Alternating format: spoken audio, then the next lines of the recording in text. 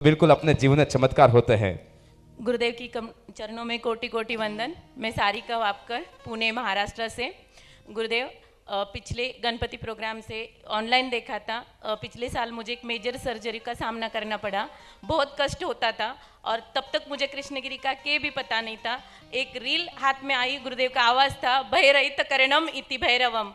वो आवाज़ जैसे मानो कान से जेके रूह तक चली गई और मैं आगे देखती चली गई और फिर तय कर लिया कि जगह जहाँ पे भी है मुझे जाना है। और गणपति की पूजा में घर जब कर रही थी ऑनलाइन, तब सुवास का गुलाब की सुगंध आई। मैंने थॉट योगा चैनल पे वैसे इन्फॉर्म किया और अगली नवरात्रि को जैसे तैसे यहाँ तक पहुँच गई।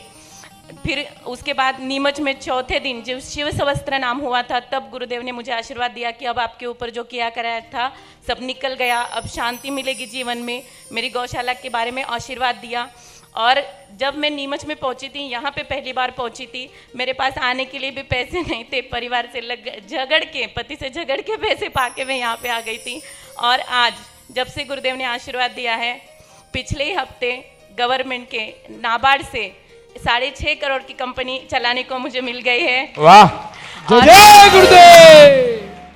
और उसकी मैं एमडी बन गई हूँ और मैं गुरुदेव से अनुमोदन करती हूँ कि उसका जो भी पहला प्रॉफिट होगा मैं कृष्णगिरी के गुरुचरणों में लाके समर्पित कर दूंगी। बोलिए वचन सिद्ध गुरुदेव की।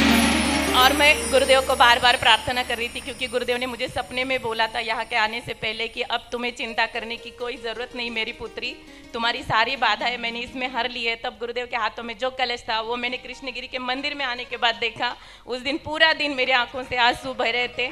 और जब से गुरुदेव ने आशीर्वाद दिया मेरी पुत्री, तब मैं गुरुदेव को मन ही मन में बोलती थी कि गुरुदेव जी, अगर मैं आपकी पुत्री हूँ तो कृपा करके आपके जमाई राजा को भी ये शक्ति का एहसास करा दे। आपकी जब मेरे पति मानते नहीं थे, लेकिन कल उन्होंने गुरुदेव जी का वीडियो कॉल पे दर्शन कर लिया और आज मुझे बोले कि ठीक है, मैं तुझे लेने में कृष्णगिरी आ रहा हूँ। जय जय गुरुदेव। गुरुदेव जी, मेरे परिवार पे कृपा बरसाने के लिए आपका बहुत बहुत धन्यवाद। मैं तो चाहती हूँ कि मेरी अगली सारी पीढ़ियों पे आपका आशीर्वाद ऐसा ही बरसता रहे। जय जय गुरुदेव। जय जय गुरुदेव। नाम, गांव का नाम वापस बोलिए, अपना नाम और गांव का नाम। मेरा नाम डॉक्टर सारिका वापकर, पुणे महाराष्ट्र। पुणे से आए हैं। नाबार्ड में जो नौकरी लग गई है। एक नाबार्ड एक रूरल डेवलपमेंट का बैंक है। इनके हाथों में जो कंट्रोलिंग होता है कोई कंपनियों का, फार्मर प्रोड्यूसर कंपनियों का।